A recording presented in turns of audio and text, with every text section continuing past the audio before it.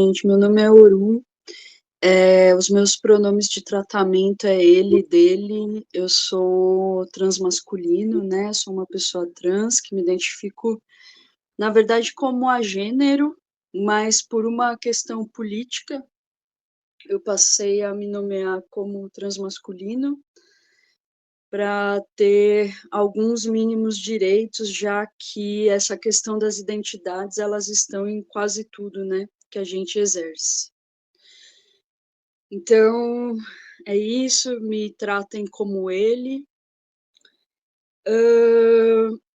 E, assim, primeiramente agradecer esse espaço, esse território demarcado aqui que nós estamos criando. Eu venho acompanhando alguns encontros, né, já faz um tempo, desde da primeira chamada que teve. E, na verdade, eu vou narrar um pouco da retomada, mas é que eu acho que é muito importante falar que no meio dessa trajetória, todas as vezes que eu estive aqui e ouvi as pessoas, né, eu sempre me emocionei muito, mesmo que eu tivesse só na escuta e vendo como que as nossas narrativas se entrelaçam, né, e coisas que uma pessoa sente, a outra está sentindo, e a outra, e a outra, e a outra, e a outra. E isso para mim é muito mágico e poderoso, porque é o que dá sentido a tudo isso. E na trajetória, eu conheci a página Culturas Cabocas, e eu conheci a página no momento que eu estava muito mal, muito dolorido com a questão da retomada. E aí a forma como algumas coisas ali eram questionadas e nomeadas era exatamente o que eu estava sentindo, né? Então, ali eu vi uma possibilidade de um outro tipo de fortalecimento. Eu moro em São Paulo, nasci em São Paulo, mas nenhuma das minhas ancestrais são originárias deste território, todo mundo vem de algum lugar, outro.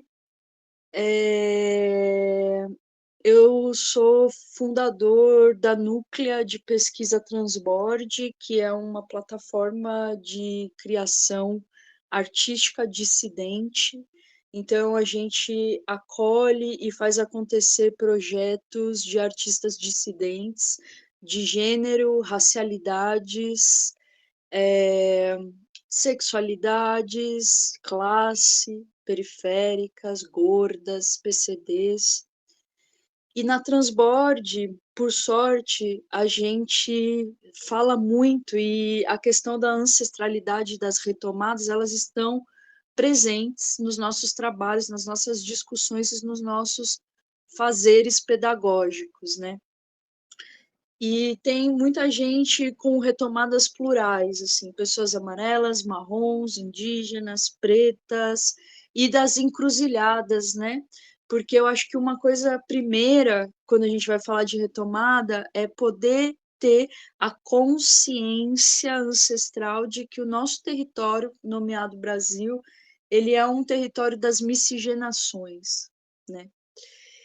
E nesse combo de ancestralidade, eu sou filho de uma mulher muito clara, muito, muito, muito clara mesmo, muito branca, que nasceu no interior do interior do interior do interior do Paraná, e que, por mais clara que ela seja, ela não tem traços brancos, e de todos os irmãos muito claros, tem uma irmã que é um corpo indígena, que hoje eu olho e sei que é um corpo indígena.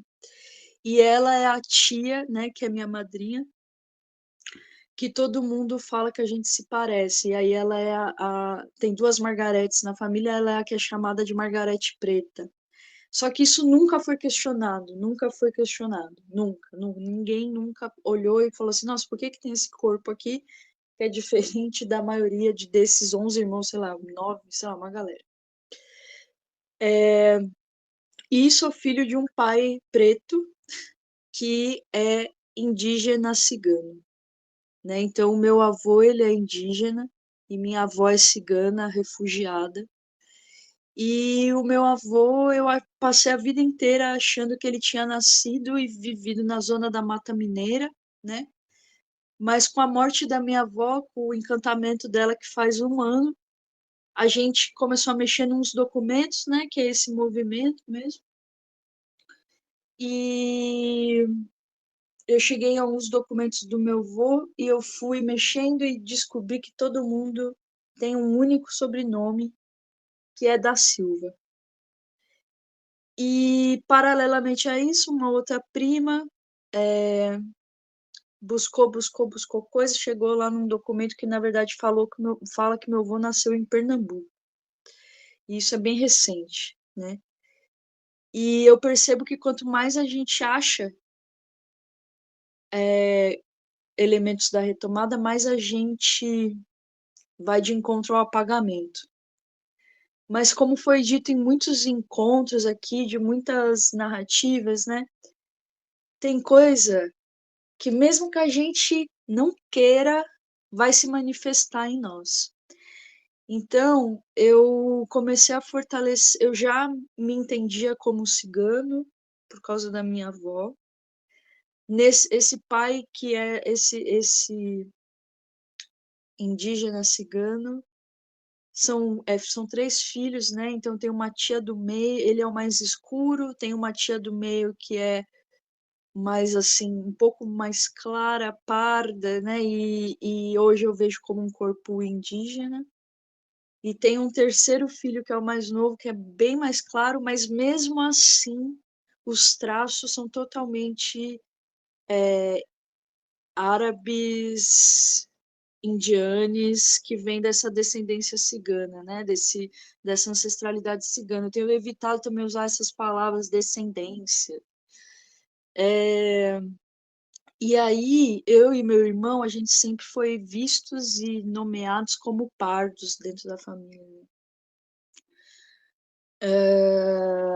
E para minha mãe, eu, meu irmão, meu pai sempre fomos morenões, como ela mesma fala. E eu sempre tive essa dificuldade de me identificar com a minha mãe, porque ela é muito clara, né? E não tem uma similaridade mesmo ali de encontro, e eu não sentia identificação com esse corpo. E quando eu era muito criança, eu até tinha dúvida, sabe, se eu era realmente filho dela e tal, essas coisas, né? E nesse processo, na pandemia, principalmente, ficou muito forte essa questão, porque eu pensava sobre meu avô, e eu achava, questionava tudo que rodeava aquela narrativa daquele corpo, que hoje ele não está mais aqui, né? E, por exemplo, como falavam que ele era unicamente descendente de holandeses. E aí eu pensava nisso e falava, não é possível, como assim, só holandês, né? E eu e meu irmão brincava, eu pareço um holandês? Eu tenho cara de holandês? Eu pareço um holandês para você? E ele também é 3 irmãos, cada um tem um fenótipo, também acho essa palavra horrorosa, é muito colonial, né? E que tem essas variações tonais de corpo, de pele, e que com certeza, e aí sabendo que ele nasceu em Pernambuco, mais ainda, com certeza, foram colonizados pelos holandeses, deve ter um holandês ali, de fato, né?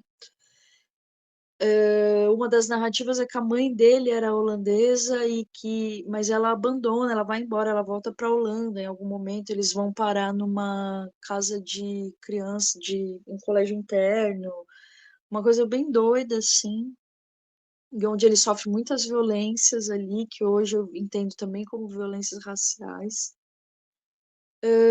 E que mesmo assim vem para São Paulo, né? E minha avó também refugiada vem para o Brasil sem saber que está vindo para o Brasil, e que mesmo com todo esse lugar do apagamento, porque quando meu avô era adolescente, jovem, a narrativa que prosperava era da eugenia, né? Então eu fico tentando pensar como seria você ser esse corpo quando aquilo que estava prosperando, né?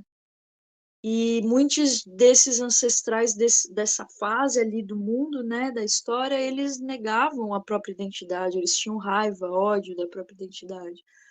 né, ser branco era algo bom, então a minha avó mesmo, ela aprendeu a não dizer que era cigana, por exemplo, isso. E eu nunca vou esquecer o dia que eu falei que eu estava no processo de retomada, que eu queria saber dessas coisas, e ela olhou para mim com uma cara assustadíssima, assim, tipo, quase como se ela dissesse: "Como assim você quer o que é ruim?", né.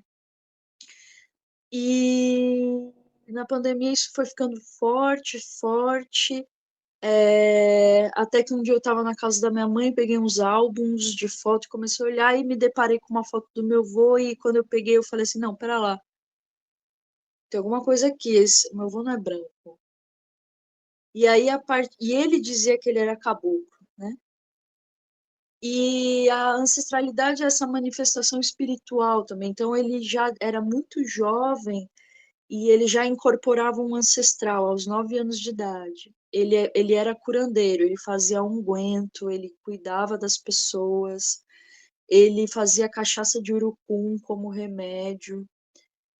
Então eu tenho essas memórias, né, e a própria relação dele com os alimentos, o inhame, a batata doce, o cuscuz, o milho, todo esse saber. E me lembro também do meu pai num momento que ele disse assim: "Ah, a minha bisavó, ou a minha avó, não sei agora uma das ela era bugre, ela foi para o meio do mato e morreu lá no meio do mato, ninguém, né, isso ficou na minha memória. E daí só depois, mais pra frente, né, que eu morei um tempo em Porto Alegre, que lá o indígena é bugre, né, essa palavra é usada com frequência. E que eu fui me tocar e fazer essas conexões, né.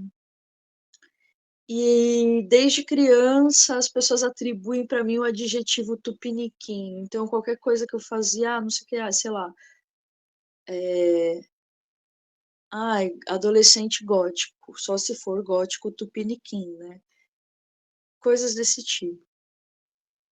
E como é uma narrativa comum de todos nós aqui, né, essa coisa de estar em relação com a natureza, com a ancestralidade, não se sentir parte, não sentir identificação, pertencimento. Eu não sinto pertencimento a esse território, eu não sinto pertencimento à maioria dos espaços, dos lugares. Eu sempre fui racializado nos espaços, sempre fui exotificado, fetichizado, hipererotizado.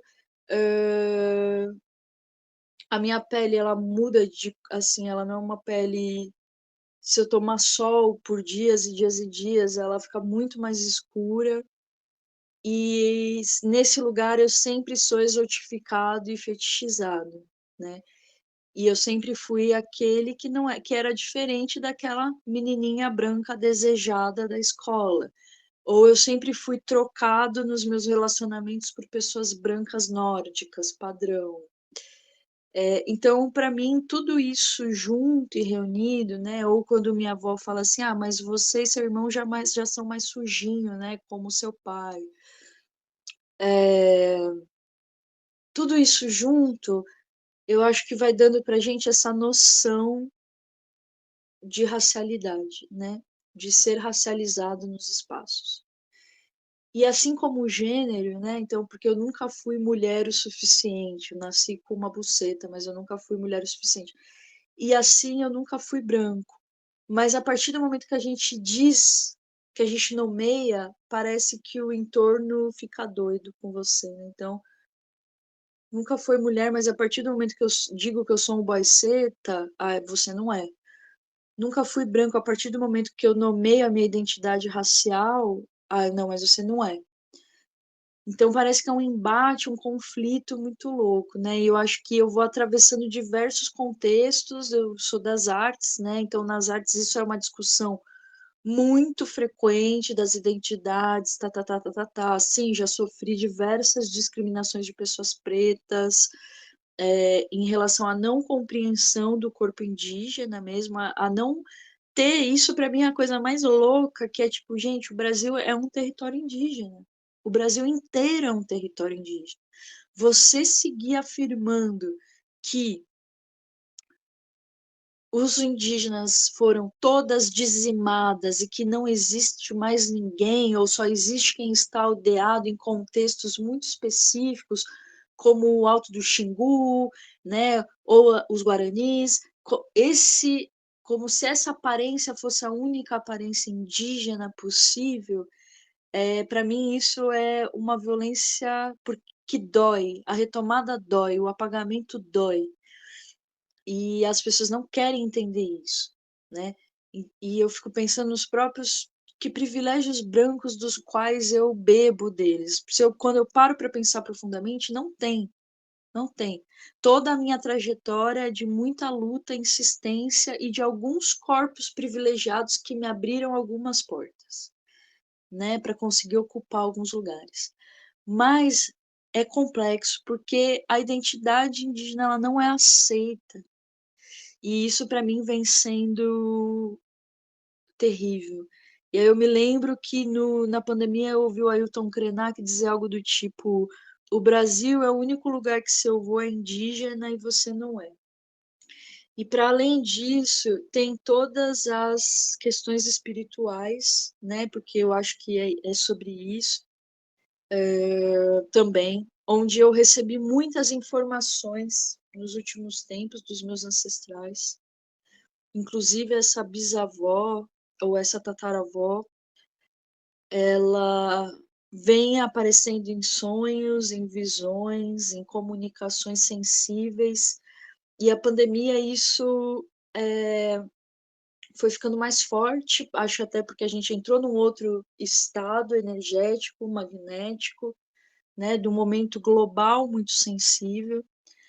E eu acho também isso complicado, não aceitar a revelação em sonho, porque o sonho é o saber originário que nos foi tirado pela colonização, pela branquitude, e colocado num lugar o sonho versus a realidade, né? E eu falo isso no próprio contexto indígena mesmo, porque aí, conforme a gente vai encontrando, e aí eu estou nesse território das artes, aí você vai encontrando as famosas, indígenas famosas, e eu venho acompanhando esse movimento da galera que não tem a identidade coletiva, né, a identificação coletiva, e que por algum momento, em alguma razão, em algum momento passa a ter, e aí passa a agir da mesma forma de não possibilitar que as outras pessoas estejam em retomada.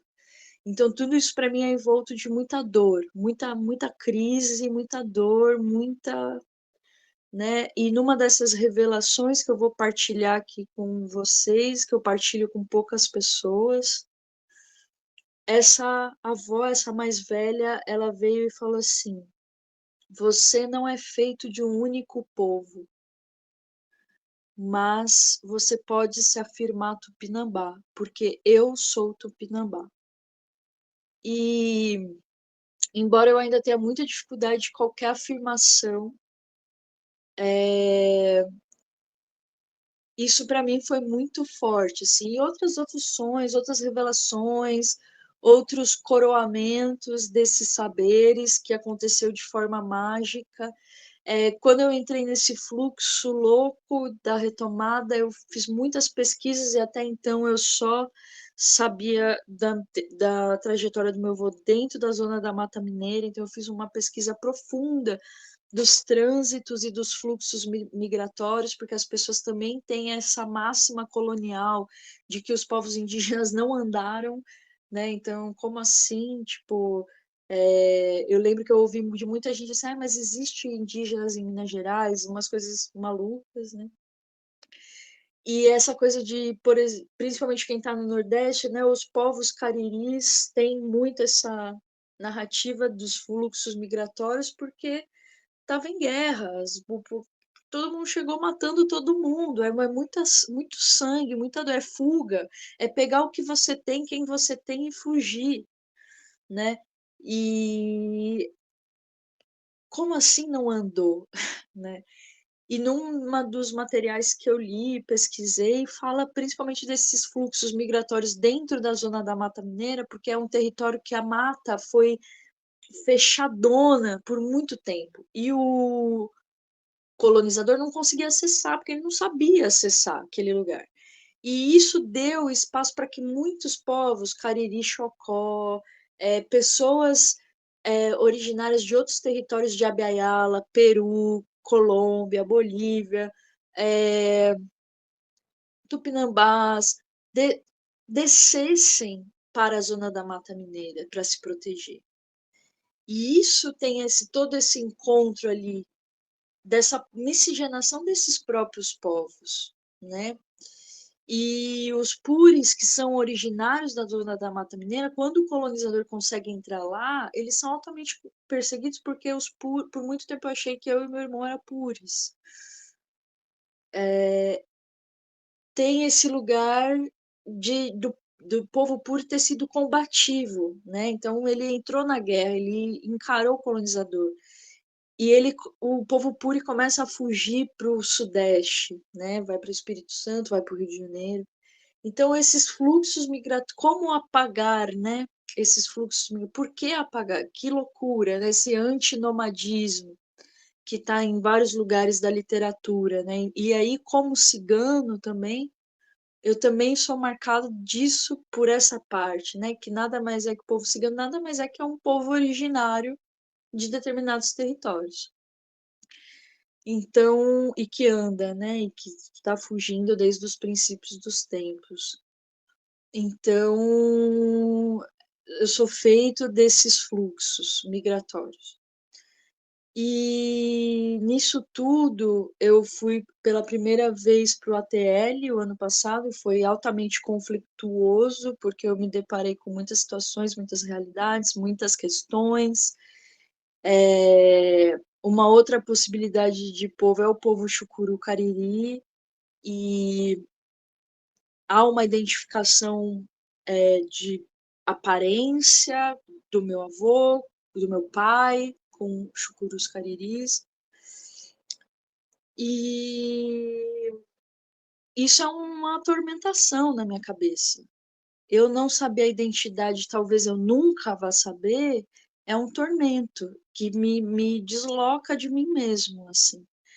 E eu fui para o hotel e eu fui acolhido pelas cholitas da Babilônia, que são parças de criação, que são, em grande maioria, mulheres indígenas mauaras ou quechua, da Bolívia, e que sentem também esse apagamento, né? E dessa descompreensão do que eu acho que é urgente a gente tocar nesse assunto, que é a diáspora indígena.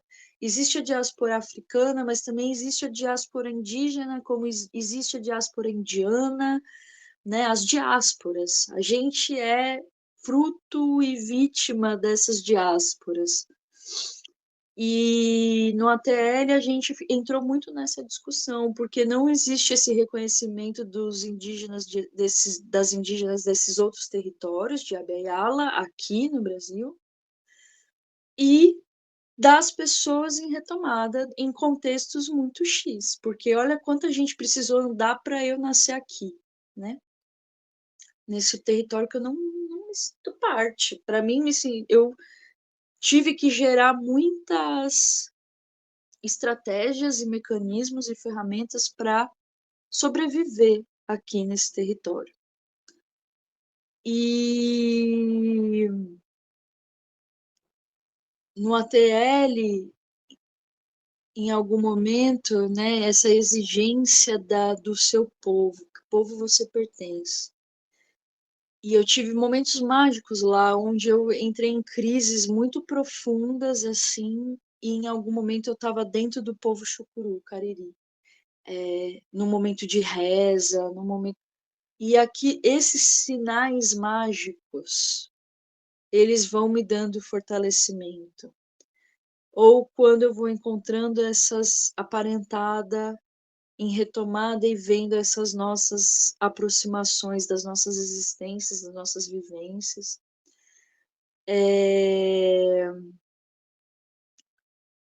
Então, eu acho que esse lugar de entender, compreender, falar dessa diáspora, né? E eu voltei do ATL me afirmando como caboclo cigano, porque já que eu sou esses encontros e eu não sei o meu povo e meu próprio avô se dizia caboclo, então eu vou ser caboclo também, e cigano.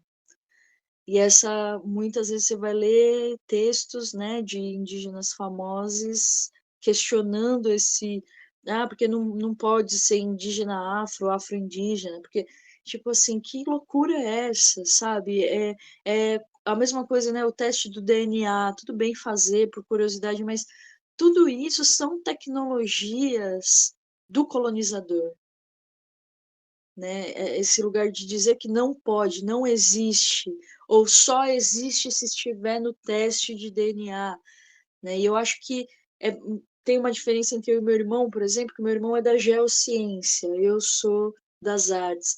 E nas artes eu sou muito mais cobrado do que ele na geociência. Um dia ele virou para mim e falou assim: Olha, eu sempre soube que eu era, eu sou mesmo, e isso nada vai mudar, essa identidade em mim, eu já sei, já tenho, já sei que eu sou, enquanto nas artes a gente está ali, tipo, tretando entre nós mesmos, né? Quem é mais indígena, quem é mais preto, quem é mais trans, quem é mais isso, quem é mais aquilo. Então eu acho que a gente tem aí muitas armadilhas coloniais com as quais a gente lida, né? Que eu vejo que na página, né, nas culturas caboclas, isso são questionadas com uma frequência contínua, né? Porque, por que afinal a gente começa a fazer alianças com a branquitude, com o pensamento colonial, né? Essas são as questões que eu venho levantando e questionando. E, enfim, eu nasci numa família da macumba, eu não tenho nenhuma vivência cristã, evangélica, judaica, enfim. A única realidade que eu conheço é a macumba, né? E a macumba também me deu esses saberes, porque trocando com as entidades, com os próprios caboclos, né? Eu sou filho de Oxóssi, com Oxumaré, e os próprios caboclos já me davam sinais, falavam coisas, né? Que naqueles momentos eu não entendia, mas que depois eu fui entendendo. Os próprios saberes mágicos de cura do meu avô, né? Então eu faço meus próprios cosméticos, faço minhas próprias coisas, busco essa conexão de frequência mesmo, que é uma coisa que é um saber originário do mundo. E eu vou acompanhando movimentos de outros territórios, tipo os Estados Unidos, né? Que já tem uma perspectiva muito resolvida de coisas que a gente ainda está aqui muito pequenininhas, sabe? Nessa própria consciência originária de mundo, né? Povos originários do mundo inteiro. Então, hoje, atualmente, essas são as minhas buscas, minhas lutas, minhas afirmações, mesmo que muitos lugares venham me sendo negados por se afirmar ou mas é isso, eu sei que eu não estou sozinha, eu estou encontrando outros seres. Mas todos nós somos questionados, então a narrativa comum é de ser questionado por essas identidades. E quando eu olho, às vezes estou no rolê, eu estou fazendo uma coisa, eu olho e falo assim, um parente. E vou trocar ideia, vou conversar, e a pessoa fala assim, traz as mesmas questões, as mesmas narrativas. E o apagamento é muito profundo, né? Eu lembro, eu faço uns rituais com ganja, assim, né? De fumar em grande quantidade para entrar num outro lugar, assim, de recepção de informação, assim. E os ciganos fazem isso, né? Usam essa erva com esse fim e eu acredito que outros povos também. E o meu avô veio falar comigo numa desses rituais que ele falou assim, filho, eu também tive que fazer a retomada desse lado aqui. E por muito tempo eu sonhava com meu avô, ele estava vestido de terno e gravata. E depois de um tempo, toda vez que eu sonho com ele, ele tá de cocar. Ele tá com outro, ele se apresenta de outra maneira nos sonhos. E para mim isso é indissociável de um saber originário. Então, assim, às vezes as pessoas questionam assim, mas isso é coisa de macumbeiro, isso é viagem, isso assim só me leva para uma reflexão do momento colonial mesmo, né? Dessa branquitude chegando nesse território e tirando todos esses saberes dos originários, ou de outros territórios, da Índia, da Marrocos, enfim, todos esses outros territórios cujos povos não são brancos e de saberes não judaico-cristãos que foram tirando os seus saberes, as suas magias, né?